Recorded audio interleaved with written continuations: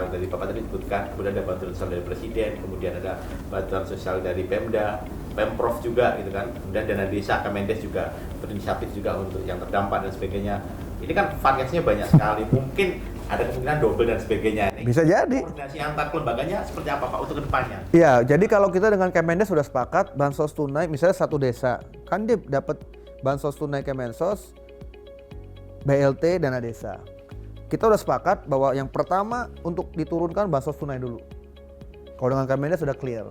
Setelah itu, setelah penyaluran bansos tunai, yang tidak terima bansos tunai baru dikasih bantuan langsung tunai dana desa. Ya kalau tanya orang semua paling gampang udah lewat sini aja semua kan selesai. Ya lewat Kemensos semua. Tapi kan Presiden tidak mengarahkan seperti itu. Ya kita terima tugas kita masing-masing, karena saya yakin Presiden juga pasti memutuskan yang terbaik ya. Dan juga kan Presiden juga ingin agar daerah juga ikut juga.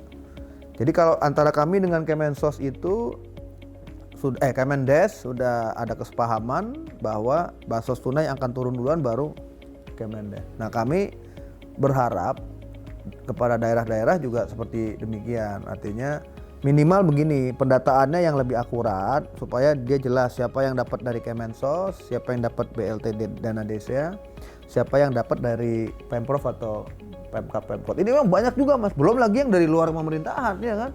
Ada Basnas, apa segala macam. Banyak. Boleh dikatakan bahwa COVID pandemi ini memberi pembelajaran yang banyak kepada banyak sektor dan banyak kepentingan kelembagaan dan kementerian.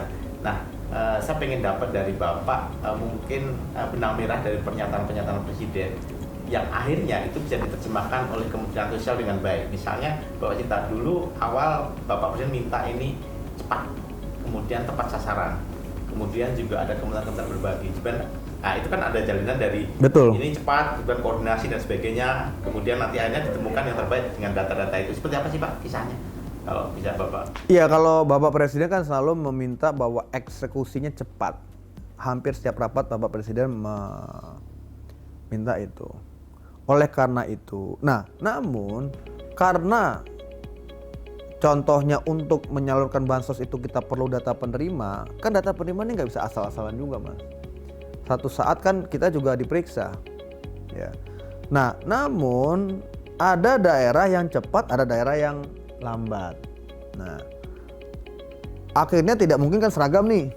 Nah, oleh karena itu kedepannya saya juga berharap sekali daerah agar gini, kalau cepat dia memberikan data, kalaupun misalnya ada koreksi cepat juga ditarik. Karena ada juga Mas, saya sampaikan tadi ada 150 kabupaten kota itu sudah mau selesai tahap pertama, minta kita untuk mengembalikan. Ya kan saya nggak mungkin Mas, nanti kan terkait juga dengan komitmen saya dengan Presiden. Nanti lu, ya kenapa dikasih kan begitu ya, lu kok mau koreksi baru terakhir gitu. Makanya saya sampaikan nanti aja lah di tahap kedua diperbaiki datanya. Di lapangan juga kadang-kadang saya diskusi dengan bupati, wali kota, dengan misalnya kepala desa bahkan. Saya bilang yang penting kamu cepat. Tapi kembali Mas, ya ini saya open aja, kadang-kadang kan tidak semua aparat itu kan responsnya sama Mas. Ada yang cepat, ya udah dah besok lah kan gitu aja udah pengaruh tuh ya kan. Nah jadi memang tidak mudah Mas, ini menyangkut orang banyak, menyangkut perbedaan kualitas SDM, menyangkut juga ini juga Mas, geografis loh. Kalau misalnya kita nyerahkan bantuan di daerah-daerah yang mudah gitu kan, ya otomatis nggak sulit. Tapi kalau bicara kepulauan, ya kan terpencil, agak harus ke gunung, ada yang di gunung, di kaki bukit apa, ya itu memang tidak bisa disamaratakan. Apalagi kan kita negaranya kan apa istilahnya tuh, ya bukan satu negara yang kontinental, daratan semua gitu ya. Iya makanya, ya itu tantangannya lah ya. Terkait dengan kerjasama dengan terutama dalam hal pengawasan Pak, itu kan ada banyak kesalahan Pak, ada kesalahan administratif, ada kesalahan yang tidak disengaja dari klaster-klaster tadi, kategori-kategori itu ada kesalahan yang disengaja. Nah itu sanksi-sanksinya seperti apa ini Pak? Apakah ada pembedaan, ada teguran dan sebagainya supaya ke depan itu menjadi bahan pembelajaran buat rekan-rekan juga yang ada di lapangan dan mendistribusikan ini gitu loh. Ya kalau kami simple, kami bermitra dengan PT Pos misalnya. Walaupun ada juga yang dengan bank. Kalau bank kan langsung kirim ke rekening jebret selesai. Kesalahan administrasi ya pasti kita tegur aja PT Posnya ya kan, perbaikan. Tapi yang di luar itu kan kita nggak bisa. Jadi misalnya gini, aparat daerah itu kan memang nggak dibawa kami langsung. Ya. Kalau misalnya ada kelambatan data atau misalnya ketidaktepatan data, ya memang harus dari Pemdanya itu yang negor. Nah, kan kami nggak bisa langsung juga ya kan. Kalau kami simpel ya, kami tentunya menegur pihak-pihak yang langsung bertanggung jawab kepada kami gitu loh.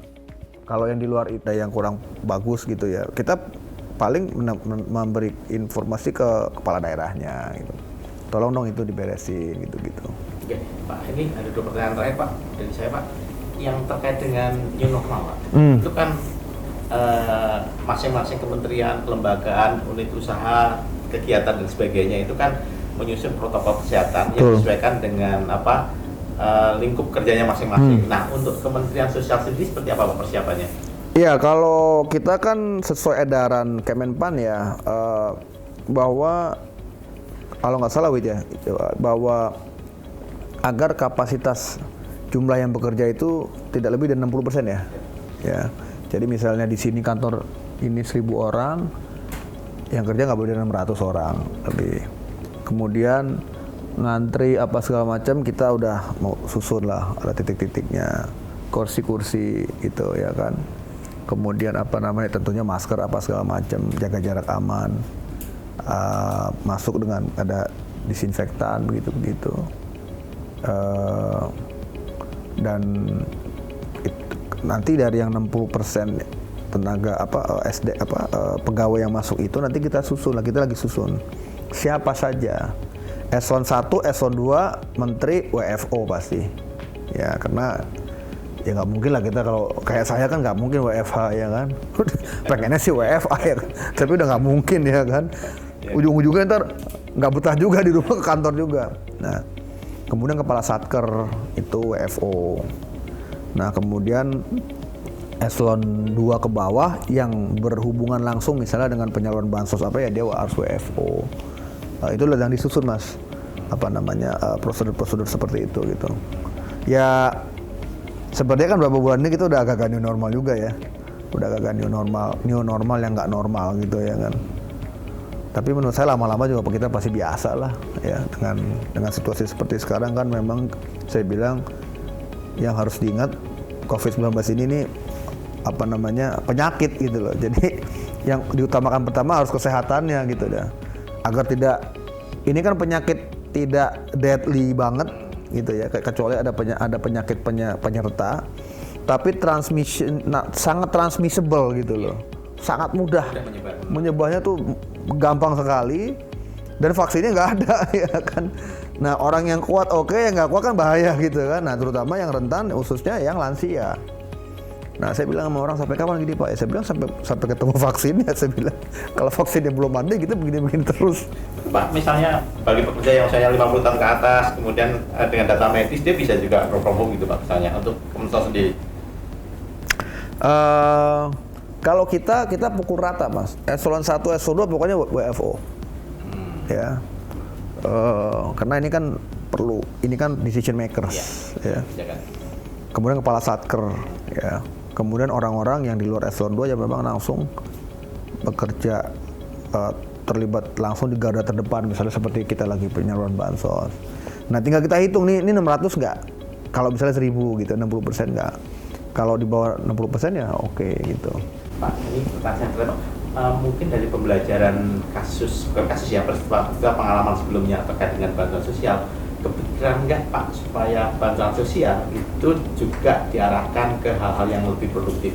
Jadi mungkin dikombin dengan kementerian kelembagaan lain, menjadi kedepankan transisi pemulihan ekonomi. Jadi di ratas beberapa saat yang lalu, Presiden itu sudah menyatakan pada akhir ratas tersebut agar mengkonsolidasikan semua program bansos yang ada di Kementerian Sosial. Statement dari beliau. Namun kan sekarang sedang berjalan. Ada di Kemensos, ada di Kemendes, ada daerah-daerah. Nah, tapi ke depan memang arahan Presiden juga sudah jelas bahwa kita harus bisa memetakan lagi, memetakan ulang lagi. Ini tidak hanya menyangkut bansos COVID loh ya. Bansos yang reguler kan seperti PKH, BPNT sudah rutin lah, jalan lah ya. Tapi ya tadi yang seperti masalah Mas itu kan artinya itu kan tidak pure bansos, tapi ada unsur pemberdayaan. Nah sebenarnya itu Mas, karena kalau nggak ada COVID ini kita juga ada. Kita kan ada Ditjen namanya Direktorat Jenderal Pemberdayaan Sosial. Di mana di Dayasos itu, istilahnya Dayasos itu kita ada program-program pemberdayaan, misalnya memberikan hibah untuk unit ekonomi produktif 10 orang dapat sekian, 20 orang dapat sekian. Cuman ini kan dianggap kena realokasi anggaran karena tidak terlalu bisa digunakan untuk COVID. Tapi memang sebenarnya sebelum COVID ini saya sudah bikin roadmap Mas. Artinya bahwa bagaimana seorang keluarga penerima bansos itu, penerima program perlindungan sosial itu graduasi gitu loh. Tentunya kan sekarang kita kasih bantuan tetap gitu, tapi lama-lama kan kita bantuannya berubah nih. Harus sifatnya lebih kepada pemberdayaan ekonomi, apakah bentuknya usaha mikro atau juga kita kerjasama. Saya udah pernah kerjasama dengan misalnya yang dari PIP Kementerian Keuangan itu apa UMI, dengan BUMN PNM itu apa Mekar. Nah jadi saya udah punya COVID-nya, cuman ya begitu kena COVID ya kan nggak jalan Mas. Kan kita tahu apa namanya. Ambiar lagi Pak. Ambiar, dan gara-gara COVID ini kan bubar semua yang kayak gitu-gitu. Udah sekarang fokusnya membantu masyarakat aja udah deh gitu. Kurang lebih gitu Mas. Pemirsa Gatra TV, demikian wawancara Gatra TV dengan Bapak Menteri Sosial, Bapak Juliari Batubara. Berbincang sangat menarik. Tadi tidak hanya persoalan bansos, tapi bagaimana penanganan COVID-19 dan kemudian juga langkah-langkah transisi menuju normal baru. Demikian pemirsa Gatra TV, sampai jumpa dalam kesempatan yang berbeda.